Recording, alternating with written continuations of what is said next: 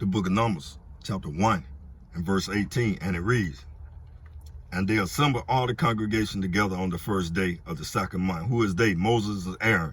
You can go one verse above and it'll tell you who is they. It was Moses and Aaron. Verse 18 again. "And they assembled all the congregation together on the first day of the second month. And they declared their pedigree after their families by the house of their fathers, according to the number of the names from 20 years old and upward, by their polls." First and foremost, I want to give all honor, all glory, all praise to Yahweh, Bahashem, Yahweh Shai, Bahashem, Rekah Kadash. I want to give double honors to the apostles and elders of Great Millstone, and to the Akim and the Akwaf listening and learning. To you, I say Shalom. This Bam Malak coming at you with another quick lesson. And this lesson is inspired by an old article out of the Huffington Post. And the article is really in 2020. And we're going to go right to the article. Let's go right to the article. And it's about there's a lack of black sperm donors, so-called Israelite men's sperm donors, that's affecting the so-called Negro woman. So let's get right to it.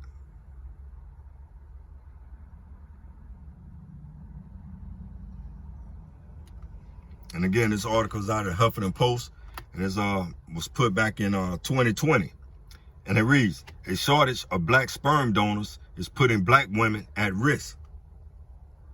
How can the lack of black sperm donors put black women at risk? You know, how can that put black women at risk? Because according to Esau, if you got a baby by a black woman, whether it be a Chinese or a Japanese or Hamite or whatever, if you got a child by a black woman, that child is black. So how can the lack of black sperm donors affect the so-called black woman in terms of her fertility? The question you need to ask yourself is why? Because the seed is of the man. We bring forth the life. A woman, she might keep that baby like a concubine, not a concubine, but she holds that baby for 9 months, and then a 9, or if that baby premature, might come 6 months, but then that baby is born.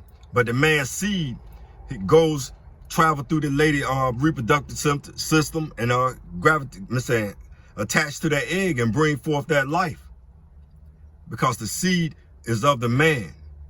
So if the seed is of the man, again, the question you got to ask yourself, why is the lack of black sperm donors affecting the black woman? Because in Esau world, if a black woman bring forth a child with a white man, that child is still considered black, or the child will consider himself black. But we know that the sperm, that the houses should be polled by according to their fathers. Now, if a black or so-called Negro Israelite woman have a child with a white man, that child is white. There's no such thing as mixed in the Bible. Now, again, there's no such thing as mixed in the Bible. Where in the Bible have you ever read where somebody was mixed?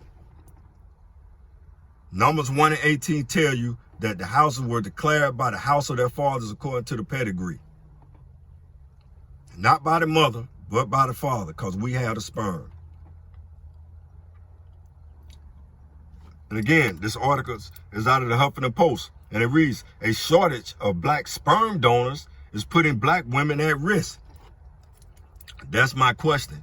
Again, why would the lack of black sperm donors here in Babylon the Great around the globe, why would that affect black women, or so-called Negro women? It wouldn't. It wouldn't, according to Esau world. Because if you got in at 1% of black in you, you black. That's what they say. Let's read this article. I'm not going to read a whole lot of it. This story is part of a black ballot takeover, Huffington Post, UK, a week-long series by black women on parenting, family, and our post-COVID future. And it reads, "When I tell people I found a sperm donor for my child on social media, they visibly cringe. It's only when I take the time to explain the shortage of black donors and sperm banks that their judgment starts to wane. I went through the process 3 years ago, but it's sad to see that since then, little has changed. Because Jake ain't out here just going to these sperm banks, ejaculating into these little cups. So they seed can just be spreaded anywhere. You even had right now, in this article here as well, You know, you have some cats, they don't say their names, but they say, hey man, they went to the sperm bank and said that they don't want their sperm to be given to two women, or to two women, yeah, that are two lesbian women that want to have a so-called Negro child. See, because two women can't bring forth life in this world. Neither can two men bring forth life. And again, the Most High Yahweh Ba'Shem Yahushua created Adam and Eve, not Adam and Steve. But here in America, Babylon the Great, and the world around the globe, you know, two women, you know, it's just perfectly lawful for two women and two men to, you know, to be in love with one another. And the first thing you see when they have them, they always walking around with some black child, so that they can corrupt. You know, that little black child had that so-called Negro Israelite child thinking it's all right for two men to be all staged up together, or two women to be all hugged up together. It's pure wicked. But everything about Babylon, America, is in pure wickedness. That's why it's putting up the shortage of black sperm, so-called Israelite sperm donors is affecting the black woman. Because Jake is not even out here making babies with the so-called black woman right now. That's why you got this MGTOW thing, men going their own way, happening here in America and abroad. Because we know, number one, because our women are out of order. And Jake just don't want to deal with a woman like that. And Jake damn sure don't want his sperm to be spreaded all out over here with two white women talking about that's their child. Let's continue reading this article. It say, I approach finding a donor much like online dating. To optimize my chances, I selected a bank that boasted being Britain's largest provider of donor sperm. I made a list of traits I'd like in a donor to have, and a few deal breakers. I wanted a donor who was a black like me, because I'll be raising a child alone. See, the female, she want to be a single parent. See, she want to be a single parent so she can tell the child, if she happen to have a girl, to hate men. And if she have a boy, she want to feminize. She want to make him effeminate. So that's why you see all these boys and all these girls in these single family homes raised by their mamas. You see them all upside down. The boys all effeminate, girls all hard. Let's continue reading. That was a deal breaker. The sperm bank website invited me to filter my search according to race, hair color, eye color, and height. When I selected black for a race and pressed enter, I was told, unfortunately, my search did not come up with any option. Because Jake's not out here, you know, jacking off and ejaculating in a bottle and they little plastic cups. See, that was just that move with little Kevin Hart again. He the one made that little movie where he was going to that sperm bank, jacking off every day. That was his job. He walked around with a jug full of water, hydrating himself. See, but Jake ain't down with that madness in real life. And again, my search didn't come up with any options. Hoping this was an issue with a particular bank, I tried 2 other Britain sperm banks, but the results were equally disappointing. One bank came back to me with 2 potential donors. I rang a few days later to ask more information, but one of them was no longer available as he met with 10 families, limiting each donor is allowed to create. So this one Jake don't have 10 families. You know, his sperm don't bring forth a child on 10 different families. And little do it be known that them child is a so-called black child. And they probably went to white families. They running around here with a black child, you know, but they calling the child mixed. Pure madness, man. And again, I rang a few days later and asked for more information, but one of them was no longer available as he had met the 10 family limit each donor is allowed to create. The other had requested his sperm only be given to heterosexual couples. So as a single woman looking for a donor, I wasn't eligible. See, a single woman shouldn't be trying to bring forth no child by herself in no parts of the world. Again, a single woman by choice shouldn't be allowed to even have a child by herself here in Babylon the Great or around the globe. Because again, what they're going to do is raise their child to be turned upside down.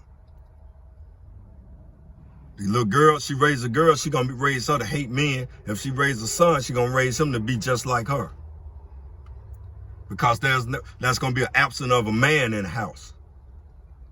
To show a young man how to be a man. Going to be absent of a man in the house if there was a daughter, to keep that daughter in line. To keep her from going out being a whore.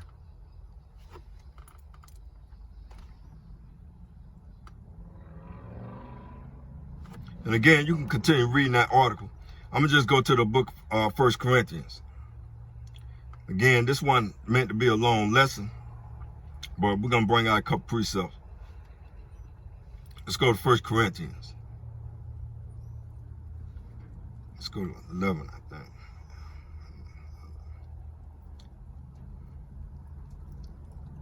The book of 1 Corinthians, chapter 11 and verse 8. For the man is not of the woman. So the man is not of the woman, but the woman of the man.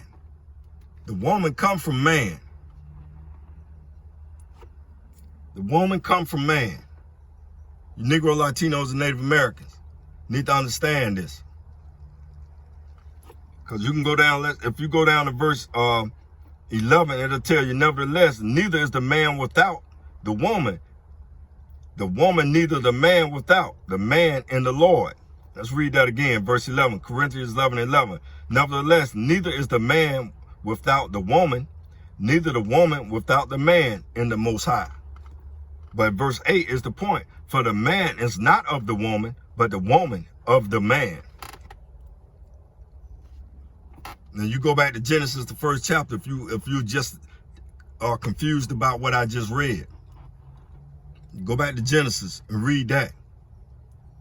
This lesson wasn't meant to be long. It was just to let you know that Numbers 1:18, just came out of 1 Corinthians 11 and 8. And man, it's madness out here, man. And it's time for you Negro, Latinos, and Native Americans to wake up and understand this Bible. To understand this Bible, man, because there's no such thing as mixed. If your child father is a so-called black man, your child is a black man, or black boy or black girl, so-called Negro black boy or black girl, which is an Israelite man or woman. If you're a Jake woman, Negro woman, and you have a child with a white man, that child is a white man. If you have a child with a Chinese man, that child is a Chinese man, which be a Moabite. If that Negro woman have a child with a Japanese man, that child is Japanese. It's not mixed. It's not mixed. You can't go talking about, yeah, I'm mixed. My mama black, my dad is Japanese. No, nigga, you Japanese. Whether you like it or not, you Japanese, baby. But this world, Esau world, it try to sugarcoat everything to have you niggas upside down, have y'all in the land of confusion. Cause they know right, that article alone tell you if there's no black sperm donors, people can't bring forth no so-called Israelite men, black men. That's point blank, period. If you didn't learn nothing out of that, the lack of so-called black sperm donors prevent so-called other nations from having so-called black babies.